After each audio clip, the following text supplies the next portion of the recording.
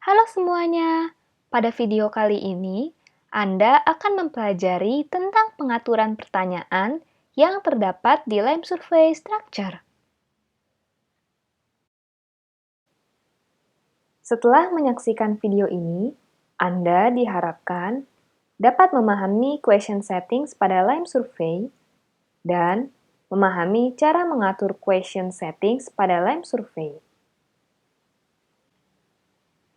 Pada video sebelumnya, Anda telah mempelajari beberapa pengaturan pertanyaan di panel Add a New Question. Pada video ini, Anda akan mempelajari pengaturan pertanyaan yang lain. Berikutnya, di sebelah kanan, terdapat 7 buah tab yang merupakan pengaturan dari pertanyaan yang ingin dibuat. 7 tab tersebut adalah General Option, Display, Input, Logic, Other, Statistic, dan Timer.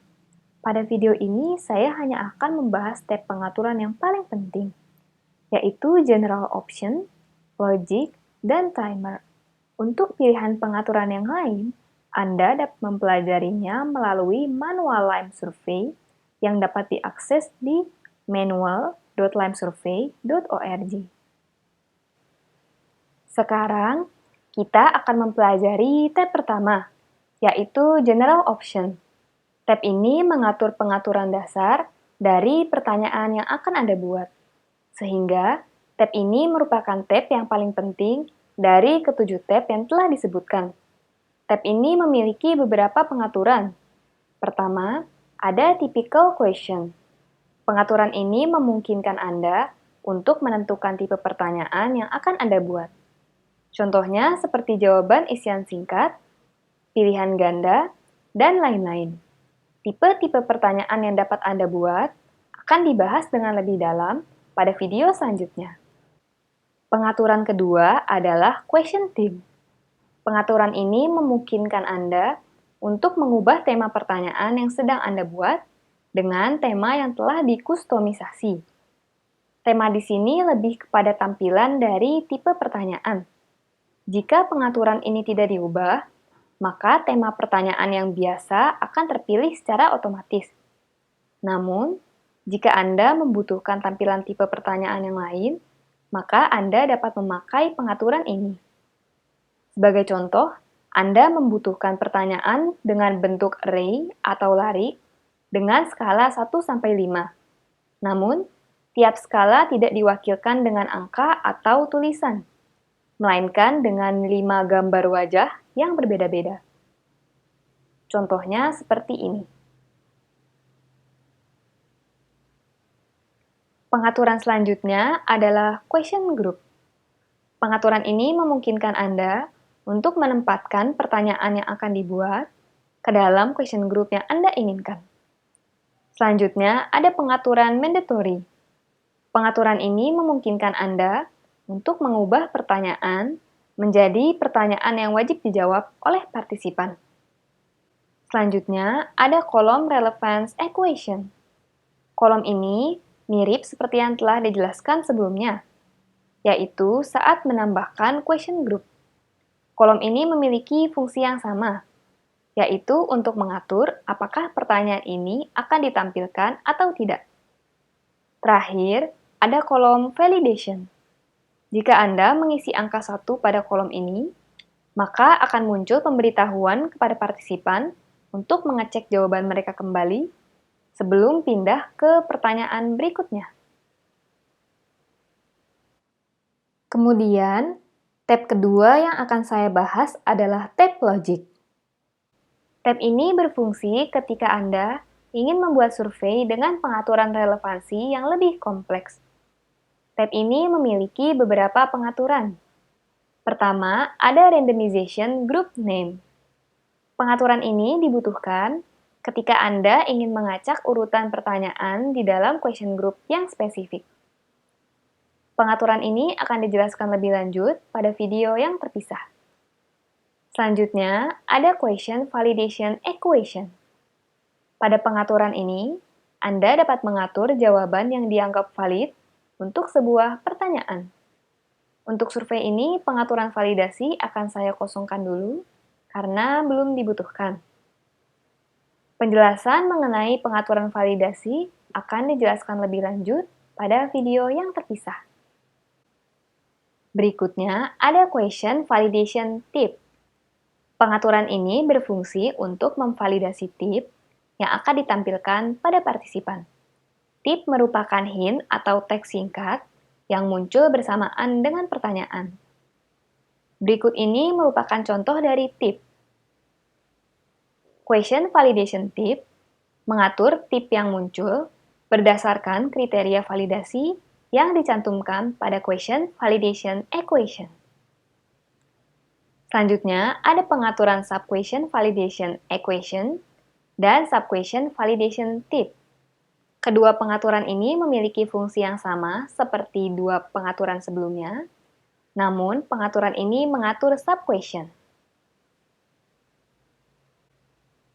Tab terakhir yang akan saya bahas adalah timer. Melalui tab ini, Anda dapat memberikan limitasi waktu dalam memunculkan pertanyaan. Tab ini memiliki beberapa pengaturan, namun saya hanya akan membahas dua pengaturan yang paling utama, yaitu time limit dan time limit action. Time limit berfungsi untuk memberikan limitasi waktu kepada partisipan dalam menjawab pertanyaan. Time limit diisi dalam satuan detik. Selanjutnya ada time limit action. Time limit action berfungsi untuk mengatur tindakan yang muncul apabila batas waktu telah habis. Terdapat 3 pilihan tindakan yang dapat dipilih, yaitu warn and move on without warning, dan disable only.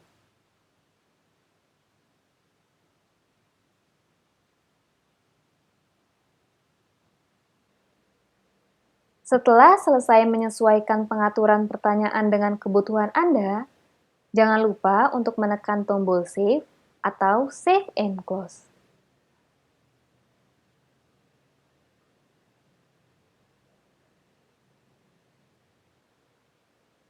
Setelah berhasil menambahkan pertanyaan tersebut akan muncul pada sidebar.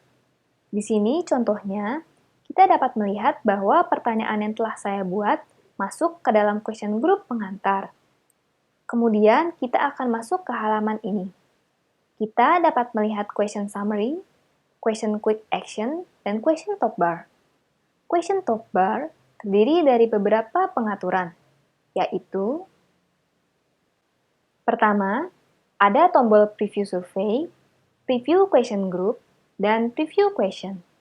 Sama seperti yang telah dijelaskan sebelumnya saat membuat question group, tombol ini digunakan apabila Anda ingin melihat pratinjau dari survei Anda. Selanjutnya, ada tombol edit. Tombol ini berguna ketika Anda ingin mengubah pengaturan dari pertanyaan yang telah Anda buat. Selanjutnya, ada tombol check logic. Sama seperti sebelumnya, tombol ini berfungsi untuk melihat apakah terdapat kesalahan pengaturan dalam question group yang telah Anda rancang.